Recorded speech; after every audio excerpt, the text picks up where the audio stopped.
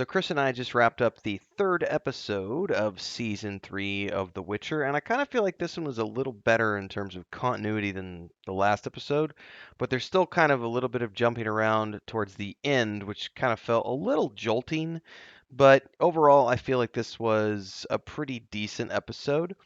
Um, we've got Geralt dealing with something off on his own, while Yennefer and Ciri are, working on the mission that they had from the previous episode, which is getting into Aretuza. And of course, we have Fire Mage, and there's a lot of stuff going on with Dijkstra and Philippa, and a bunch of other stuff that some of it is confusing, but overall, I feel like we're moving towards something interesting at the very least. So we're going to be diving into that today in today's review. Now, if you haven't watched any of my reviews before, that's fine, but understand that I don't do spoiler free. So we're going to be talking all the spoilers, all the things, talking about the whole episode and going from there. So if you don't want things spoiled, make sure to go watch it first. I'm running, weeks behind at this point on the newest season of The Witcher, so everyone probably has watched it by this point because Chris and I are taking our time and watching it in between other stuff. But just in case, this is your warning. I'm going to do a countdown. You got plenty of time to walk away. 5, 4, 3, 2, 1, and that's your final warning. So without further ado, I think my favorite part of this episode was probably Geralt's off working with Jaskier and going into the woods to find this druid who knew his mother and trying to find help for the girl that they found, or the girl that Geralt found. He introduces Jaskier to her, and he's like, "Look, man, she thinks she's Ciri. I don't know what's going on here, but we got to figure this out."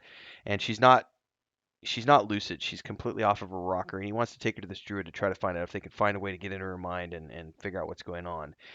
And they go meet this druid along the way, meet a werewolf named Otto, who apparently Geralt saved years ago, and he's in the woods living with this druid.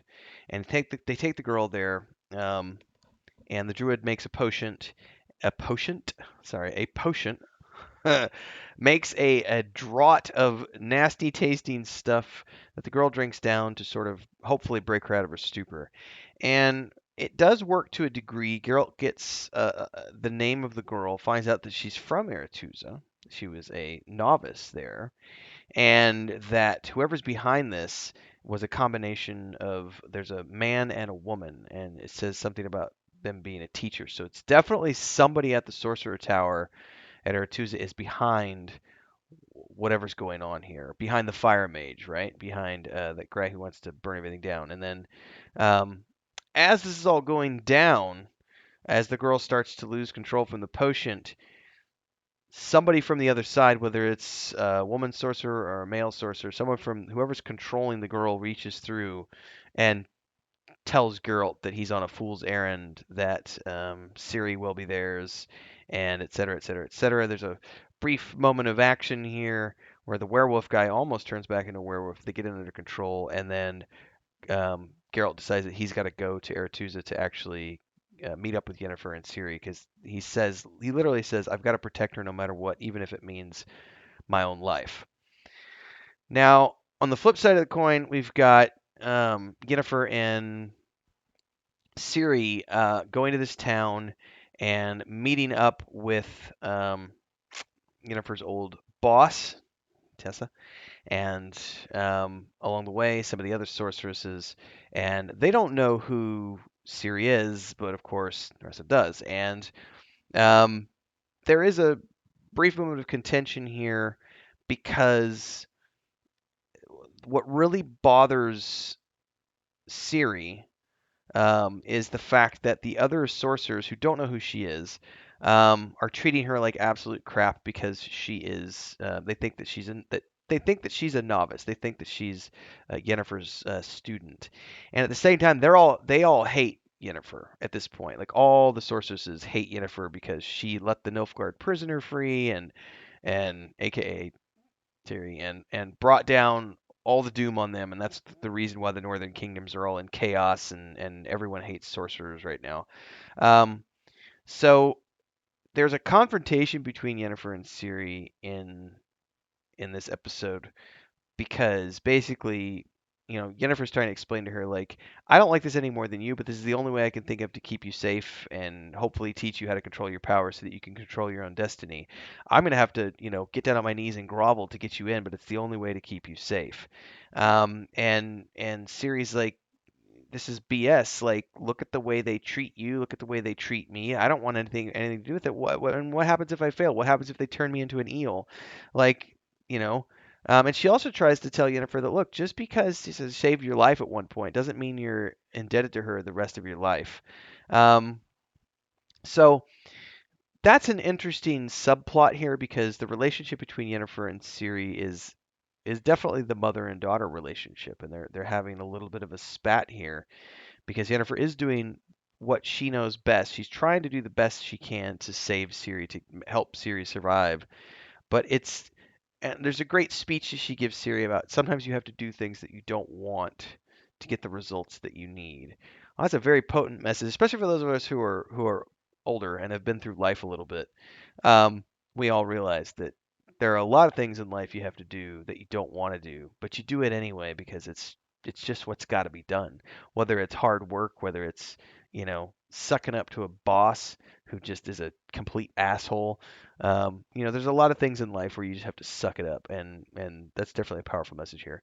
Meanwhile, man, Dijkstra and Philippa are freaking ruthless, cutthroat, um, cutting the head off the Queen of Redania and um, to get back in control because this whole thing where they're losing their positions in the court because of the Nilfgaard ambassadors. So they take it upon themselves to cut off the queen's head and present it to the king as if it was the Nilfgaardians who did it. And that puts them back in a position of trust with the king and authority. But it's pretty creepy what they're willing to do to get to their um, to get to the results that they want. Um, Meanwhile, and I'm not very good with all the names, and I don't take notes. I don't write all the notes down. I've never read the books. I've only ever played, the Witcher 3 video games. So I'm not intimately familiar with all the players here. But the guy who was the general of the Nilfgaardian armies, right, in the first couple of seasons, he failed. He's punished. He's back off in the woods working with the elves, and he brings one of the elves, who's played by Robbie. Is it ML?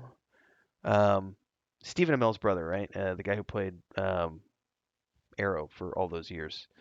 Anyway, they go to court, and the emperor basically tells the general, like, if you want to be the general again, you have to prove it, and has him kill the elf who thought he was coming here to become a bigwig and do important things. And it was just really, man, the poor elves, man, they really get screwed. And What's up, they're everybody? Quick commercial break here to give it a shout out to our guild champions, who are the highest tier memberships here on YouTube: Ancient Entity, Assassin Gamer 94, Bubalonia Rising, Crazy's Relative, Mujin, and Remedy. Thanks so much for the highest tier membership. And thanks to all of the members who support the channel, because you keep me doing this full time. You too can become a supporter if you're new here. Don't forget to like, subscribe, and hit that bell icon so you never miss an update. Join as a member. There's 3 different tiers. We do lots of special stuff, private polls, private videos. You get a shout out if you're the highest tier membership, but you can also do one-off donations in the form of super chats on any live stream or premiere you see, and of course super thanks on any upload or YouTube short. Whatever you can contribute, it's great. Keeps me on the air full time, keeps the cats fed, keeps the homestead running. Anyway, back to the video, everybody. screwed.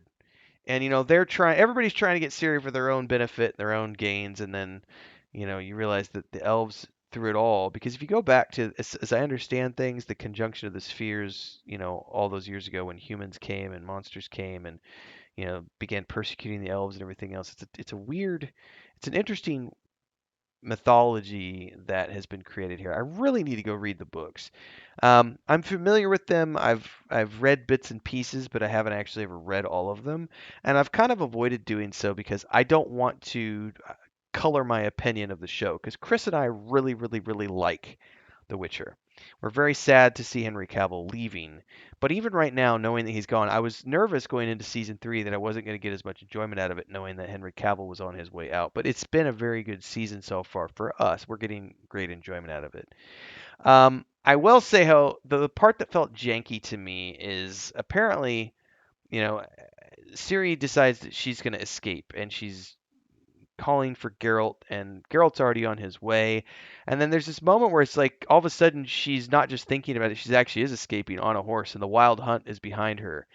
And she's on this horse, which is honestly as good as things have been in the Witcher in previous episodes. This was the worst fake horse galloping scene I have ever seen in probably 20 years of watching TV and film. Like Ciri on horseback, the close-ups when she's like, and it's a barrel horse, right? It was one of the worst barrel horses I've ever seen. The movements were all off, the rhythms were all off. It was a stiff, completely fake-looking thing. Chris was like, "It doesn't have any eyes," and I was like, "It looks like crap, I know." And then suddenly Geralt comes out of nowhere because he's on the road meeting her, and he just happens to show up at the last minute to save her from the Wild Hunt. And he's blasting them with magic, and I'm like, it's the Wild Hunt. Geralt's puny little Witcher magic is not going to throw the Wild Hunt off of. They're right here. They're on Ciri. There's multiple of them. There's several of the Wild Hunt here, and one of them lays a hand on Ciri and he's like, "Come with us." And then all of a sudden Geralt's here and he's like, "Pew pew" with his hand magic, and it's like, dude, it's the Wild Hunt. They wouldn't have been scared off so easily by Geralt's little pew pew um, magic. So that fart. Sorry, guys, that part felt really janky and kind of took a little bit out of it for me. Otherwise, the episode was really good, but the end was just felt really kind of rushed, and the special effects weren't that good. And I was just like, that felt off to me. So out of all of this, I would probably give this episode a 7.5 or an 8 out of 10 because of the ending. Everything else was really good. Especially there's a scene which I kind of skipped over because it's not really integral to the plot. But Ciri goes off on her own in this town while Yennefer is meeting up with the sorceresses, her sorcerer trainer. Is it Tessa? Teresa? I always forget her name. Anyway, and she goes off into town and she has this encounter with a group of mobs, gets her money stolen, takes out a baby wyvern, has an action sequence, which is cool because they're continuing to build up Ciri as being very capable of taking care of herself as far as the martial skills are concerned, which is a good plot, to move her character forward. So again, good episode, couple of flaws, but overall pretty good. Looking forward to the next one. Love to hear your thoughts. Drop them down below. Like, subscribe, and hit that bell icon so you never miss an update. And hopefully we'll see you in the next episode, everyone. Until then, stay safe and happy watching.